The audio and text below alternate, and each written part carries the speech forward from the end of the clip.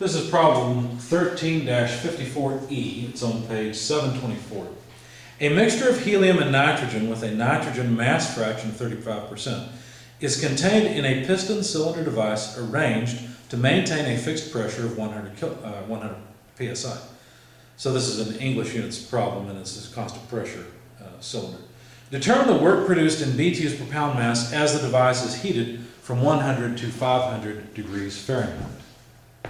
All right, let's consider this and see if we can get an answer.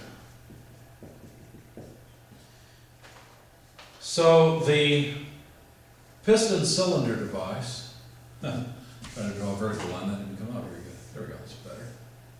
The piston cylinder device is a constant pressure device, and we know that the mass fraction of the nitrogen is 35%.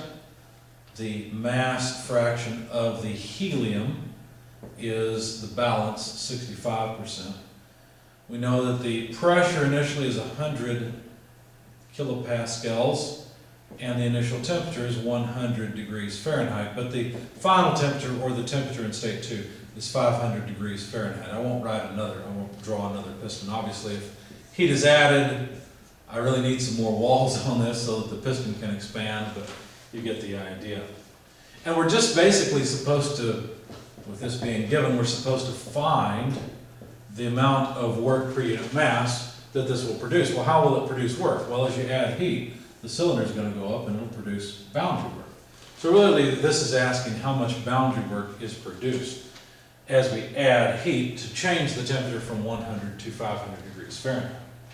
Our solution will be pretty straightforward. The equation for the boundary work will be easy. It'll be the mixture pressure, which doesn't change, right? It remains at 100 kilopascals. That's what this really is. Multiplied by the volume change of the mixture between the states. So 1 to 2. Now notice I want the per unit mass work, so I've written the specific volume here. If you think about the units, that'll make sense. It'll come out. So we have a specific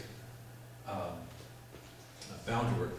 But I don't really want to go through and calculate the specific volume. Since this mixture is an ideal gas mixture, I could simply write this. Notice this is basically a PV. PV is just RT, isn't it? It's not MRT because this is per unit mass already. So all I really need to do is find the mixture gas constant and the change in temperature, you see. Because PV2 would be RT2 and PV1 would be RT1. I've got the final and initial temperatures. All I need is the mixture's gas constant. So to get the mixture's gas constant, that's the universal gas constant divided by the molecular weight of the mixture. So if I just had the molecular weight of the mixture, the universal gas constant is just something I can look up. So to get the mixture's molecular weight, or the apparent mixture molecular weight, I'll take an equation from the book. It says that it's 1 over the sum of the mass fraction of the ith species divided by the molecular weight of the ith species. And that's pretty simple because we only have 2 species here. We've got the nitrogen and the helium. And so, let's see, the mass fraction of the nitrogen is 0.35. If you look up the molecular weight of nitrogen, you'll find that it is 28.013. And this would be pounds mass per pound mole. Turns out it doesn't matter what system you use as long as you're consistent. The molecular weight will be exactly the same. It's kind of interesting that it works out that way. But 65% is the helium, and then the mass of helium, the molecular weight, is 4.003 pound mass per pound mole. So the units are the same. We'll end up with pounds mass per pound mole, which is not really a surprise. We should get units like that for the molecular weight. Plugging all of this into a calculator, you'll find that this comes out to about 5.718 pound mass per pound mole. And so if we plug that in here, the universal gas constant is 8.314 kilojoules per kilomole per Kelvin. And then the apparent molecular weight is 5.718 for the mixture, pound mass per pound mole, and I'm sorry, I've plugged in the gas constant that I'm used to from metric units. If you look up the gas constant, it's in the appendix in the, I believe it's on the first page. Let me find it for you.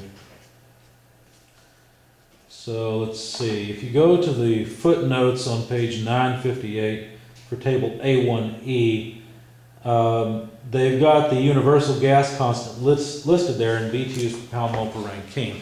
So that's the number I used, and that number is actually 1.98588 BTU per pound mole per Rankine. That's what I get for not using my notes. So the gas constant then comes out to about 0.34728 BTUs per pound mass per Rankine. So that gives us our gas constant for the mixture. And so now we can calculate the per unit mass boundary work.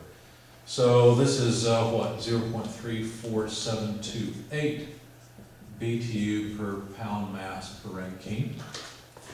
The temperature in state 2 is 500 degrees Fahrenheit, state 1 is 100 degrees Fahrenheit. Since this is a temperature difference, it will cancel with the R in the gas constant. Plugging it all into a calculator, this comes out to about 138.91, and these would be BTUs per pound mass. An interesting thing to do is to figure out how much heat transfer comes in, because if you write an energy balance, now this is not part of the problem, but if you write an energy balance around this, you would realize that Qn minus boundary work, and I shouldn't write it this way because the only thing we can deal with is the specific heat transfer. So Qn minus boundary work out would be equal to the change in internal energy of the system, the nitrogen and helium combination. So you can actually rearrange this to say that Qn equals boundary work out plus delta U, but the boundary work out is simple because it's just a P delta V term. So you end up with essentially P delta V plus delta U. If you think about it for a while, you realize this is a delta H. And so if you could assume constant heat capacities at room temperature, then this could be calculated as a CP of the mixture delta T. Of course, we know the delta T, we just need the heat capacity of the mixture. And we can calculate the required heat input, and then you can compare the heat input to the work output, because that's probably what you'd really be interested in here.